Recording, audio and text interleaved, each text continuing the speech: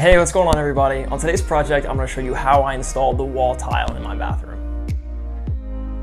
Now before we get into the video, I want to say that I am not a professional tile layer by any means, and this is just a tutorial showing you how I installed the wall tile in my bathroom and got a result that I was happy with. But I'm sure there's plenty of other ways to do it, maybe even better ways, and I look forward to hearing that feedback in the comment section down below. Let's get into the video.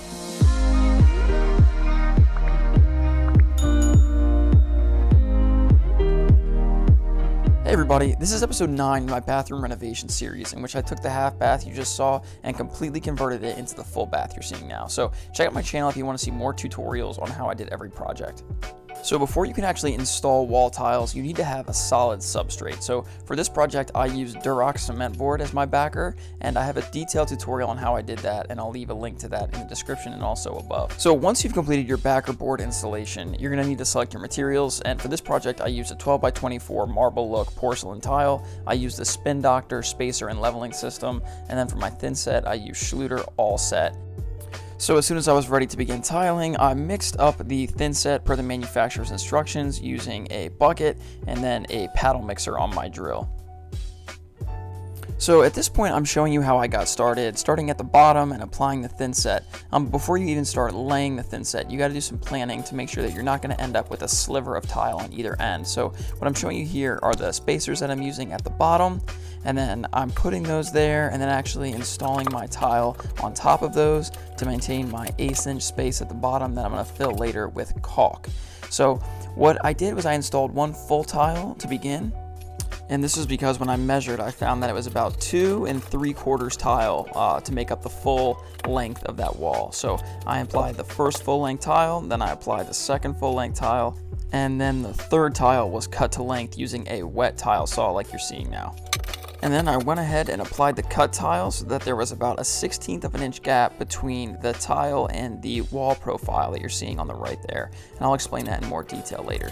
So once the first row was completed, I grabbed my 1/4 inch square notch trowel and applied it to the second row. There I am putting the first full tile in place, obviously switching sides of where you install the full length tile so that I get a staggered look with the grout line. So I'm going back, I'm applying the spacers and then installing the tile after I already used my square notch trowel to apply the notches. So here I am taking the leveling system and installing that there so that each tile is level with the next one and there's no lippage.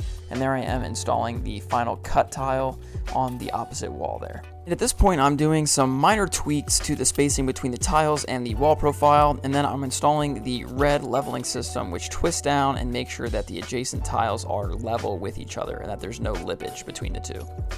So at this point, I'm moving up to the third row, applying the notches with my 1/4 inch square notch trowel, and then I'm putting the Spin Doctor spacers in place.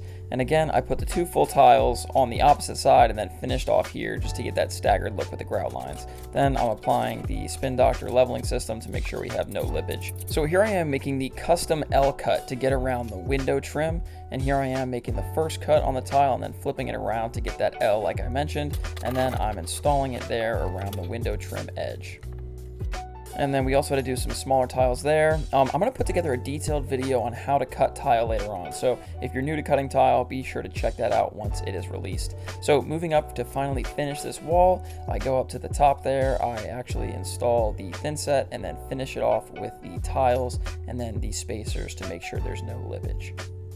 So if you look over to the right of the screen, I'm showing you the aluminum tile profile that I installed to create the divider between the one style of wall tile and the shower. So the way that I cut this is with a miter saw that can cut through metal, and I put a piece of tape on there so I could see the mark. So you can cut it like that. The reason it's black is because it's the material I use for my niche, but it's the exact same for the white. So I basically am showing you here that I used a 45-degree miter to actually install that along the shower niche, and then I installed it in place with thin set. And I also have a detailed tutorial on how I installed that shower niche tile if you want to check that out. On the opposite side, I used a laser level to make sure that everything was on the same plane. And then you can see here, I used thin set and some tape to make sure that divider was there. And here's a look at what it is between the wall tile and the shower tile when it's finished. So at this point, I moved over to the shorter wall. Again, I'm starting at the bottom with my spacers in place to keep that 1/8 inch gap that I'm going to fill with caulk later. And then I continue just to go up the wall and then installed my spacers as necessary. So here I am making the cuts for the outlets. This was a little bit tricky, but not too bad. So where I could, I made the cuts with the wet tile saw, and anywhere where I needed to do some more complex geometry, I used a Dremel tool with a diamond bit to make those cuts. So as you're seeing, I'm adding some water to make sure the blade doesn't overheat. And by doing this, I was able to cut out those outlets pretty cleanly, and it wasn't too big of a deal. It took a little bit of time, but it really wasn't too bad. So there's the completed first cut, and then again, here I am doing the full outlet cut right there.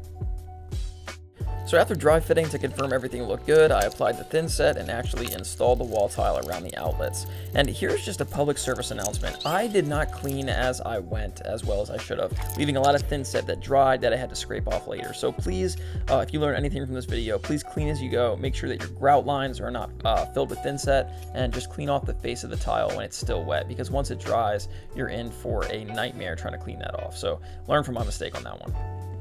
So I had to do some more creative cuts with the wet saw to kind of get those very thin L's to go around the door frame there. And then it's just more of the same. It's applying thin set, applying spacers, and just going and applying it to the wall. So at this point, I'm moving on to the final wall. I started at the bottom just like before, leaving the gap. And then here I had to do a creative cut to get around the toilet flange using a diamond saw bit that you're seeing here. Pretty easy to actually cut that, but that's what I used to make those circular cuts. So here I am applying the tiles in place, putting in the leveling system to make sure that they're all in the same plane and that there's no lippage. And then I'm moving up to the next row, similar to exactly what I did on the first wall.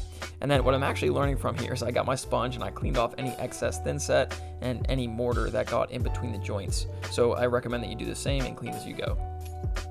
So getting to the home stretch here, I take my 1/4" square notch trowel and apply it to the wall. And then the way that I cut around the brackets there was I used the Dremel tool with the diamond bit that I showed you previously for the outlet. So it wasn't too bad. And then for the actual sink, faucet, and handle, I used the circular drill bits to get around that. So here I am going up the wall, continuing to make the cuts around the electrical box as you're seeing there on the right hand side, and then applying my spacers to make sure there's no lippage. The way that I actually cut around that electrical gang box was with an angle grinder, again with a diamond blade. You could do this with a Dremel, it would just take a little bit longer, but that's how I made the cut there, and then I applied that around the electrical box as you are seeing. So at this point, I installed the last 2 pieces of tile connecting to the ceiling, and then I grabbed my sponge to wipe off any excess thin set on the tiles and actually between the grout lines, and then I installed the spacers to make sure there was no lippage. So after I gave it about a 24-hour period to dry, I went back and took a rubber mallet and actually knocked off those spacers. They come out pretty easily, and here's what I did for my floor. I actually didn't get good footage of me knocking them out of the wall. And then to finish out the project, we applied epoxy grout, which we'll show in a different video, and then applied caulk to all of the seams along the floor and also in the corners. The last step is I had a very small gap at the top and I applied trim to cover that up.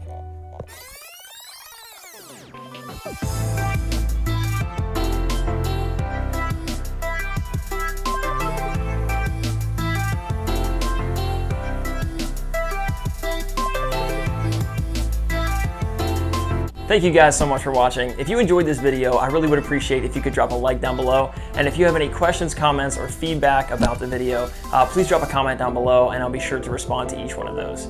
If you enjoy DIY content like this, I really would appreciate if you could hit that red subscribe button down below and make it turn gray. It really helps support my channel, and I have a lot more content coming y'all's way. So thank you again for watching, and I'll see you on the next one. Thanks.